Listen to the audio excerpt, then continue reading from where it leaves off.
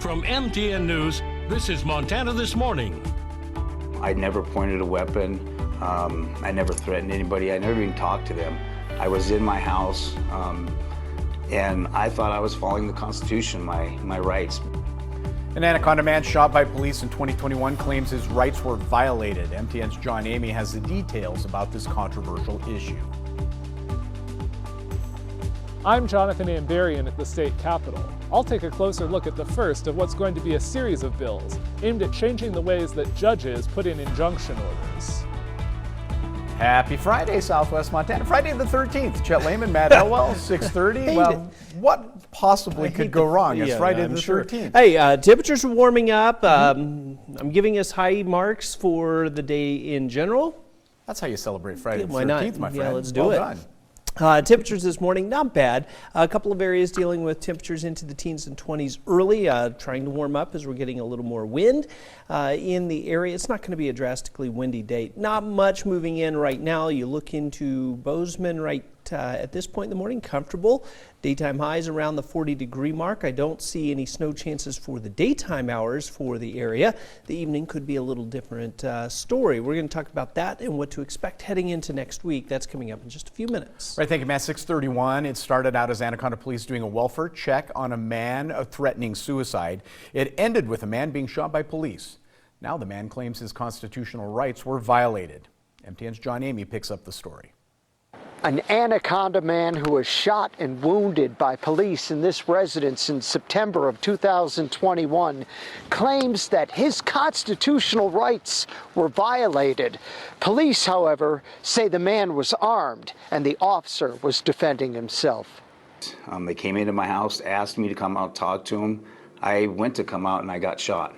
So I didn't even have a time to come out and talk. It was instantaneous. It was 0.4 of a second. Court documents state police did a welfare check on Trevor Case at his West Commercial Avenue home on September 27, 2001, after an acquaintance said he was making suicidal threats.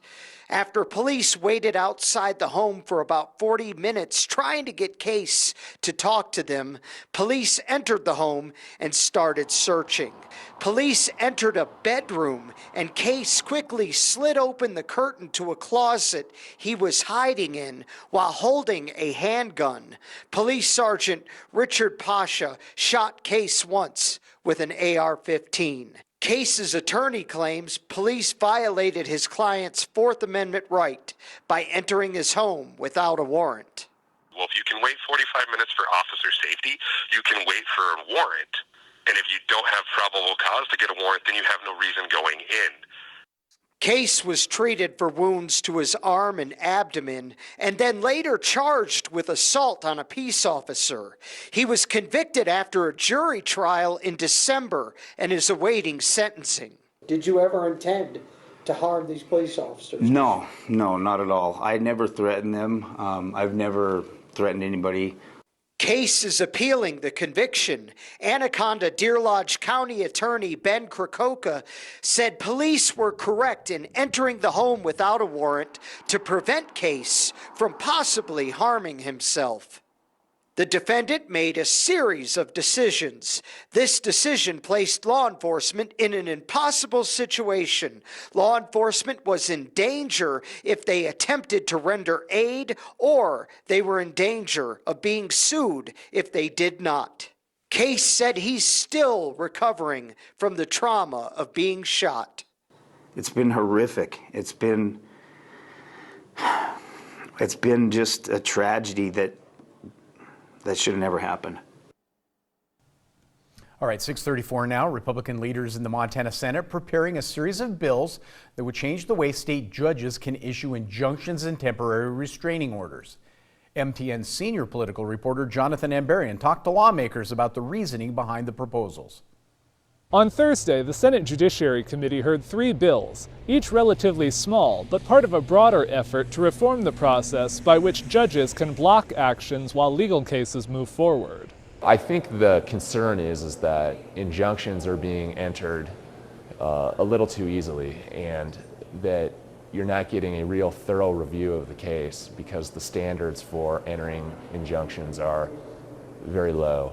Republican Senate Majority Leader Steve Fitzpatrick, an attorney from Great Falls, says he's worked with clients who've had projects held up for months because of temporary restraining orders and injunctions. Two of the bills he offered Thursday would set temporary orders to expire unless a hearing on an injunction is held soon, and let blocked construction projects do work to keep the property safe. A third is aimed at a specific current case, forbidding a judge from blocking a Secretary of State rule until it's implemented. A judge previously prevented the Secretary from making a rule banning paid ballot collection. Fitzpatrick said they're also working on a larger bill. It would tighten the requirements for a judge to put in an injunction, adopting the federal standard that those seeking an injunction must show they're likely to win the case. Since 2021, judges have placed injunctions on a number of bills passed by the Republican majority in the legislature after they were challenged as unconstitutional. However, Fitzpatrick says he doesn't see these bills as a specific response to that. I think to a certain degree, yeah. I mean,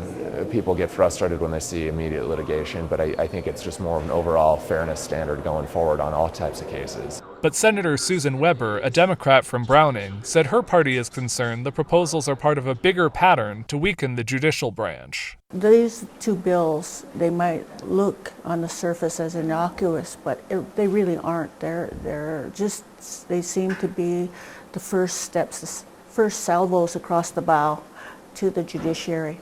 The larger bill on injunctions is still being drafted. Fitzpatrick expects it to be heard sometime in the coming weeks. In Helena, Jonathan Amberian, MTN News. All right, 6:36 now. When your child is sick, they stay home from school. However, when your child is overly stressed, many parents tell them to go on with their day. Should that be the case? 12 states say no. In this morning's Two Americas report, we look at mental health days for students and why experts say it's time for all states to adopt a plan. There's a recent survey that sums up virtually everything you need to know about how Americans view mental health. The Oberland Agency asked a series of questions that had been asked in an earlier survey 9 years before. They found more Americans agree that a mental illness is no different than a physical one. More Americans are searching on Google for terms like anxiety and therapist. And more Americans are aware of the numerous organizations devoted to mental health. But they found little change in access to mental health care and stigma around care from others. So basically, more people believe mental health is important, but they don't believe they'll be supported. It's a plot playing out in schools across the country. So we already know that 1 in 5 kids is going to be diagnosed with a mental health disorder, diagnosis, either learning difference. Alnardo Martinez is a licensed mental health counselor with the Child Mind Institute. His team is among those pushing for schools to offer mental health sick days for students. We already know that there's general sick days if they have like a fever, cough, cold, flu, like those are good and important and kids need rest. But there is a difference and we're trying to help kind of eliminate the stigma around mental health. Survey upon survey shows Generation Z is far more likely to discuss mental health publicly and identify mental health concerns. Those needs are starting to catch up to state leaders. In 2018, Utah became the first state to allow mental health days just as they would sick days. That's now the case in California, Colorado, Nevada, Arizona, a dozen states in all, with proposals in several others. But for many parents, it's a new language. When a child is coughing, has a runny nose, or simply doesn't feel well, parents make judgments about whether their child should go to school. Mental health brings its own symptoms and its own judgments. Times where kids are like overwhelmed or stressed, they're tired, they're irritable, they're overwhelmed, like those are times where we would look for like a mental health day. When it's not in use is when it's leading to avoidance. In other words, the same gray areas that exist for adults exist for kids. For us, maybe it's a big project at work. For them, maybe it's a big test. It becomes on us to decide when to push through the moment or when the moment is too much. Anxiety, stress, depression do have like a toll physically on the body. So if parents are kind of watching their kids, looking for signs, things like a big change in both their appetite or their sleep, parents really being proactive is a really good step in kind of preventing things from getting maybe to the point where like a crisis or an emergency situation is needed. 9 years ago, mental health saw too much stigma and not enough awareness. Now awareness has grown stronger, especially among students waiting for the stigma to no longer be a barrier. I'm Matt Pearl. All right, 6:40, time for a quick break here on Montana